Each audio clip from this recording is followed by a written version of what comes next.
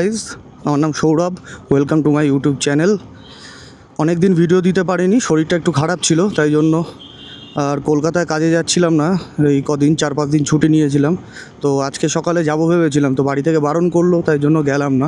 আমার র্যাপিডো আইডিটা আমি হাবড়াতে ট্রান্সফার করিয়ে নিলাম, তাই হাবড়াতে আজকে 11টা থেকে লগ ইন ছিলাম, কাজ করছি। এখনও অবধি 4টে অর্ডার কমপ্লিট করেছি, রাইড ডান করেছি। তো 96 টাকার মতন আর্নিং হয়েছে। হাবড়ায় আগে তাও ভালো ছিল, এখন একদমই খারাপ অবস্থা। রাইডার্স প্রচুর হয়ে গেছে, যে কারণে পাওয়া যাচ্ছে না বুকিং। তো এই মুহূর্তে আমি একটা পেয়েছি। আমি হরিপুর মাঠে দাঁড়িয়েছিলাম, এখন একটা পেলাম। এই নালন্দা মোড় থেকে হাবড়া স্টেশন যাবে, তো দেখা যাক কি হয়। হাবড়ার অবস্থা তো খুবই খারাপ, প্রচুর রাইডার হয়ে গেছে। প্রথমে আমি হাবড়া থেকেই কাজ শুরু করেছিলাম। প্রথমে আমার যখন বাইকটা ছিল না, আমি এই ওলা দিয়ে কাজ করতাম। দেখো, আজকে ওলা দিয়ে কাজ করছি আমি। ওলার রিপোর্ট খুবই ভালো আমার কাছে। আগে তো আমি কন্টিনিউ ওলা নিয়েই কাজ করতাম হাবড়াতে, অন্য কাজও যখন করতাম। এখন ওই এসপিটা চলে এসছে, হন্ডা এসপি 125, যেটা ওটাও ভালো, কিন্তু ওলাতে তেল লাগে না, যেহেতু ব্যাটারি ব্যাকআপ আছে ভালো। ওলাতে কাজ করে পুরোটাই সলিড আর কি ইনকাম হয়। আর আগে আমি যখন কাজ করতাম তখন সকাল 7:30-8টা নাগাদ বেরিয়ে পড়তাম কাজে, দুপুর অবধি করতাম। তারপরে আবার দুপুরে বাড়িতে গিয়ে স্নান খাওয়া দাওয়া করে তারপরে বিকেলে আবার বেরোতাম, রাত অবধি করতাম। মোটামুটি হাবড়ায় তখন আর্নিং ছিল 400-500 টাকার মতন তো আর্নিং ছিল ডেলি। এখন যা অবস্থা দেখছি 100 টাকা হলো। 11টা থেকে 2টো অবধি কাজ করেছি, 1 ঘন্টা তো বসেই ছিলাম। এখন আবার একটা বুকিং পেলাম, যেতাম না তাও যাচ্ছি, কারণ 18 টাকা দেখাচ্ছিল রাইডের ফেয়ারটা, তার সাথে আরও 10 টাকা অ্যাড করলো কাস্টমার, যেই কারণে যাচ্ছি। চলে এসেছি কাস্টমারের লোকেশানে, অ্যারাইভ করে দিয়েছি। ওটিপিটা বলবেন। 295। হ্যাঁ, আগে আসতাম আপনার বাড়িতে। কোথায় যাবেন? স্টেশন রাজনন্দিনীর সামনে। ওকে, উঠুন। বসুন। কাস্টমারের ড্রপ লোকেশন ছিল রাজনন্দিনী পোস্ট অফিস রোডে, মানে হসপিটালের পিছনেই ঠিক। তো রাজনন্দিনীর সামনে ড্রপ করে দিলাম। 33 হয়েছিল ফেয়ারটা। এখন এখানে ড্রপ করে দিয়ে বেরিয়ে যাচ্ছি, বাড়ির দিকে যাব। যশোর রোড ধরে নিয়েছি। হাবড়া বাজারে প্রচণ্ড জ্যাম আজকে, প্রত্যেক দিনই থাকে, নতুন কিছু না। হাবড়া বাজারে এরকম জ্যাম। যাক বাড়ির দিকে। টোটাল 125 টাকা হলো আজকে, মানে এখনও অবধি। বিকেলে বেরোনোর ইচ্ছা আছে, দেখা যাক বিকেলে। 96% ছিল ব্যাটারি, এখন এই মুহূর্তে 72% ব্যাটারি আছে চার্জ ব্যাটারিতে। রেঞ্জ দেখাচ্ছে 97 কিলোমিটার নর্মাল মোডে। যদি ইকো মোডে চালাই তাহলে 120 কিলোমিটার, আর স্পোর্টস মোডে চালালে 85।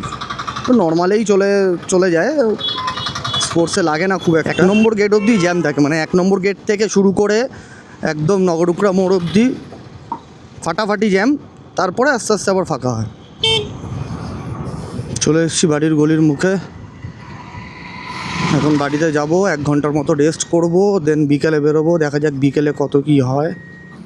চলে এসেছি বাড়িতে। ওই যে আমার এসপি 125 অল্টো। ম্যাডাম কি করছেন? ম্যাডাম ডান্স করছেন। আর এই যে ওলা। কী ব্যাপার, কী চলছে? কিছু চলছে না? এরকমভাবে কে ভেঙায়? এ বাবা, পাগল টাগল হয়ে গেলি নাকি? যাক, ও কন্টিনিউয়াস আমাকে ভেঙেই যাচ্ছে।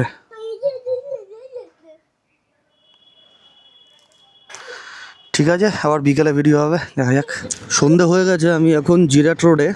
বাড়ি থেকে বেরিয়েছি 6টা 25 নাগাদ। বেরিয়েই 2 নম্বর গেটের কাছে থেকে একটা বুকিং পেয়ে গেছি। ওখান থেকে আমাদের 1 নম্বর গেট, হাবড়া 1 নম্বর রেল গেটের ওখানে নামলো। ভাড়াটা 20 টাকা দিল। টাকা দিল। তো এখন যাচ্ছি চৌরঙ্গি। চৌরঙ্গিতে একটা পিক আপ আছে, সেটা হচ্ছে personal pick up, not commercial. তো যাই, দেখি ম্যাডাম কি করছেন। 6:50, 5 মিনিটে পৌঁছতে পারবো জানি না। 7টার মধ্যে তো ছুটি হয়ে যাওয়ার কথা, দেখি কতক্ষণ লাগে যেতে।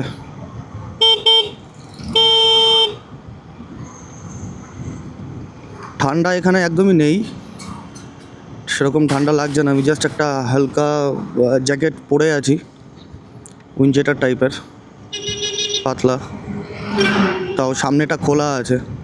আমাদের হরিপুরে কিন্তু সার্কাস চলছে, টানা 1 মাস ধরে চলবে, অজন্তা সার্কাস, বেশ সুন্দর।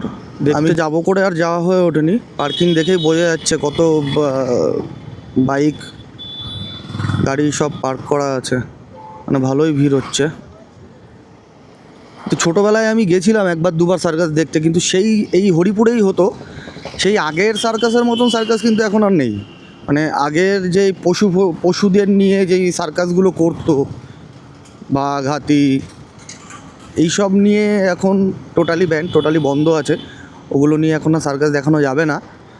তো এখন মানুষরা নিজেরাই করছে, কিন্তু ভালো হচ্ছে, দেখেছি আমি, তো একটা ভিডিও দেখেছি। সামনে বিজয় ফার্মেসি, তারপরে কচুয়া মোড় হয়ে লেফট সাইডে টার্ন নেব, সোজা যাব সংহতি পার্ক ক্রস করে চৌরঙ্গি মোড়। তোমরা যারা ভিডিওগুলো দেখছো, ভিউজ দেখছি টুকটাক হচ্ছে, কিন্তু সেই আন্দাজে সাবস্ক্রাইবার্স নেই। যারা দেখছো, ভালো লাগলে অবশ্যই সাবস্ক্রাইব করো, লাইক করো, কোনটা কি ভাল লাগছে না লাগছে কমেন্টসে লেখো, আমি সেইভাবে তাহলে ভিডিও বানাবো। কি ভুল আছে কি ঠিক আছে সেইভাবে তো শোধরাবো। যদি নাই কেউ বলে তাহলে কি করে শোধরাবো, তাই না? তো কমেন্ট করাটা কিন্তু জরুরি, কমেন্টস করতেই হবে। চলে এসেছি কচুয়া মোড়টা ক্রস করলেই একদম টেনে বেরোবো, কারণ এখানে একটু জ্যাম থাকে। বাহ, এই জায়গাটা খুব সুন্দর লাগছে, দেখো রাস্তাটা এত সুন্দর, মানে লাইট দিয়ে সাজিয়েছে একটা সাইড দিয়ে, খুব সুন্দর লাগছে। তাহলে যাই, দেখি ম্যাডাম কি করছেন, দিয়ে তারপরে আসছি। আমি কিন্তু পিক আপ পয়েন্টে চলে এসেছি। ওই যে উপরের জানলা থেকে উঁকি মারছেন, দেখি কতক্ষণ ওয়েট করায়। সকালে মুন্নিকে দিয়ে গেছিলাম, ওকে আমি এখানে ড্রপ করে দিয়ে গেছিলাম ওর অফিসে, উপরে ওর অফিস। তো তাই নিতে এসেছি। বেসিক্যালি ও সাইকেল নিয়েই আসে, যখন আমি বাড়িতে থাকি তখন একটু দিয়ে যাই ওর কষ্টটা কম হওয়ার জন্য। বাড়ি থেকে মোটামুটি 4 কিলোমিটারের মতন ডিস্টেন্স ওর অফিস। বললাম চল ঘুরে আসি একটু, তা যাবে না। যাবি না তো কোথাও, বলছিস তো, তুই জানিস কোথায়। কোনো রেসপন্স পাচ্ছি না আজকে। এই যে মার্কেটে কোনো রেসপন্সই নেই, লোকজন আছে বলে মনে হচ্ছে না, খুবই খারাপ অবস্থা। ম্যাডাম তো অলরেডি পিছনে বসে আছেন, বসে ডায়লগ দিচ্ছেন। আবার বলছি এ বাবা, শ্রুতি আজকে হেভি কাণ্ড করেছে।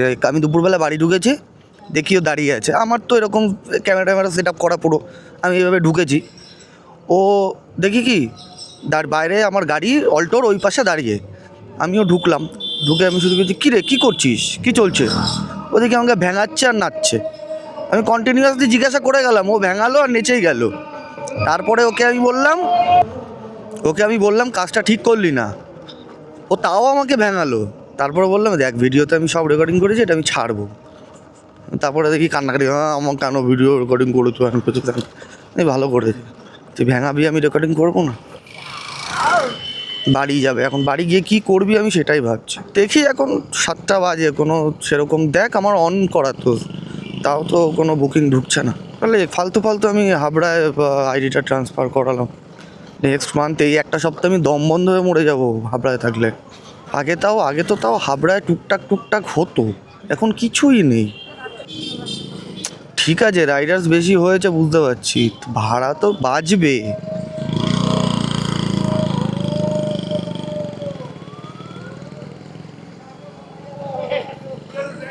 চপের দোকানটা দিয়েছে ঠিকই, কিন্তু সেই আগের চপের দোকানের মতন ক্রেজটা কিন্তু নেই, যেই চপের দোকানটা ওই কোনায় বসতো। আমি তো যখনই যাই তখনই ফাঁকাই দেখি। কোয়ালিটি ভালো ছিল না, সঙ্গে সঙ্গে তুই ভেজে সঙ্গে সঙ্গে দিচ্ছে, তুই একেবারে মানে রেডি জিনিস পাচ্ছিস না, তো সামনে রেডি করে দিচ্ছে। আর আমি তো ওই দোকানে ঢুকলে মোটামুটি 60 টাকা 70 টাকা বিল হয়ে যেত, একদিন 100 টাকাও বিল হয়েছে। চলে এসেছি 5 নম্বর মোড়, 2 নম্বর গেট যাবো, তারপরে ঝরঝরিতলা থেকে 4 মন্দির। 4 মন্দিরে আমার শ্বশুর বাড়ি, মুন্নি বলছে একটু শ্বশুর বাড়ি মানে সরি ওর বাড়িতে যাবে, তো যাক একটু ঘুরে আসুক, আমি ততক্ষণ কাজ করে নিই। চলে এসছি 4 মন্দির, শ্বশুর বাড়ি জিন্দাবাদ। গাড়িটা কার? ইস, আমার যদি এরকম একটা গাড়ি থাকতো। আমি চলে যাই আমার জায়গায়। হেঁটে যাবি কেন? আমি তো এই আশেপাশেই থাকবো, থাকলে ফোন করবি। 144 টাকা। কটা রাইড মেরেছে দেখি। লটার্স 6টা। একবারে বলে দিলাম, দেখলি? দেখ, এই যদি আমি 6টা কলকাতায় মারতাম এতক্ষণে কত টাকা হয়ে যেত তোর আইডিয়া কি? তেল খরচা বাদ দিয়ে তো আমি 900 1000 কখনো 800, আর ঠিক আছে 700। আর এখানে তুই 12টা 1টা অবধিও কাজ কর না, হবে না। 12টা অবধি তো কোনো কথাই নেই, তুই 9টার পরে আর বাজবেই না। খুব রেয়ার হাবড়া স্টেশন অশোকনগর স্টেশনের সামনে থেকে, আদারওয়াইজ বাজবে। এই তো বেরোলাম জাস্ট বাড়ি থেকে, শুয়েছিলাম বাড়িতে, বেরিয়ে পড়লাম। মুন্নিকে নামিয়ে দিয়ে আবার সঙ্গে সঙ্গে দেখি একটা বুকিং ঢুকে গেছে। আমাদের ওই সাইডেই হবে, সাউথ হাবড়ার ওই সাইডটা। দেখা যাক। ঘড়ির কাঁটায় বলছে 9টা 10। বাড়ি যাব, আর ভাল লাগছে না, অনেকক্ষণ ছিলাম দাঁড়িয়ে। মুন্নিকে ওর বাড়ি থেকে পিক আপ করবো, দেন আমার বাড়ি যাব। লাস্ট একটা জয়গাছি থেকে জুডিওর ওখান থেকে একজনকে পিক আপ করেছি। সে আমাকে একটা কথা বললো, কথাটা বেশ ভালোই বললো। বেসিক্যালি আমি ওখানে যাওয়ার পরে আমাকে বলছে, ভাই আজকে একটা ভালো কেস ঘটলো র্যাপিডোর সাথে। আমি বললাম কী হয়েছে দাদা? বললো তোমাদের র্যাপিডোর ছেলেরা ডিরেক্ট আমাকে এরকম বলছে এক্সট্রা কত টাকা দেবেন, তারপরেই আমি যাব। আমি বললাম এরকম বলেছে? আচ্ছা হ্যাঁ এরকম বলেছে। তারপরে বলেছি যে দিতে পারবো না, বলে তাহলে যে আমি আপনাকে পিক আপ করতেও আসতে পারবো না, আপনি ক্যান্সেল করে দিন। তা কাস্টমার বলেছে আমি ক্যান্সেল করবো না, ভাই তুই ক্যান্সেল কর। তারপরে ক্যান্সেল করে দিয়েছে। এবার সেক্ষেত্রে কাস্টমার নিজেই আমাকে বলছে যে ও যদি আমাকে ওইভাবে না বলে আমাকে পিক আপ করার পরে আমাকে যদি ভালোভাবে বলতো, তাহলে অবশ্যই আমি ওকে বাড়িয়ে দিতাম। ইভেন আমি কাস্টমারটাকে ড্রপ করার পরে কাস্টমার আমাকেই বাড়িয়ে দিয়েছে। ঠিক আছে, তো জিনিসগুলো বুঝতে হবে। অনেক র্যাপিডোর ভাইরা যারা বোঝে না ব্যাপারগুলো, এটা হাবড়া এরিয়ার মধ্যে হুটহাট করে তুমি বেশি চাইছো এইভাবে হয় না। ডিরেক্ট চাইলে সে যদি কমপ্লেন করে তোমার আইডিটা সাসপেন্ড হতে পারে। প্রচুর কামিয়ে ফেলেছি ভাই, এত পয়সা কোথায় রাখবো জানি না। সারাদিন 200 টাকার কাজ করেছি। অবশ্য আমার কিছু ভুল আছে, অনেকগুলো বুকিং মিস হয়ে গেছে আমার কাছ থেকে। যাই হোক, চলে এসেছি। টাটা। আয় আয় আয় আয় আয় আয় আয়।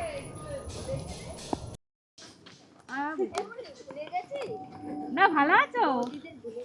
মোটাই ভুলে যায়নি, ও দেখা হয় না তো কি করবো। আমি আসি আসবো না, বল শাশুড়ি বরকে পেয়েছি, আমি আসবো না তোমাদের। না না আসি আসি, মাঝে মাঝে আসি। হ্যাঁ ভালো আছি এখন, না পরে তো ভালো আছি। হ্যাঁ ভালো আছো? হ্যাঁ ভালো আছি।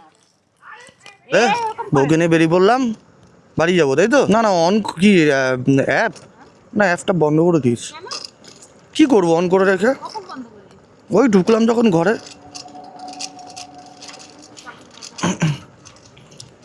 যাই বাড়ির দিক।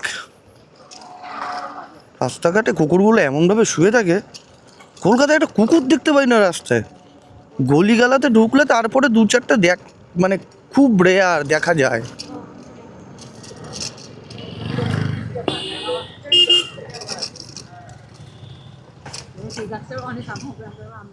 আমের মুকুলও হয়েছে এবার, সব কটা গাছে আমের মুকুল হয়েছে সুন্দর। তাহলে চলে এসেছি বাড়িতে। চলো গাড়িটা উঠাই, এখনকার মতন এই অবধি। তাহলে দেখা হচ্ছে নেক্সট ভিডিওতে।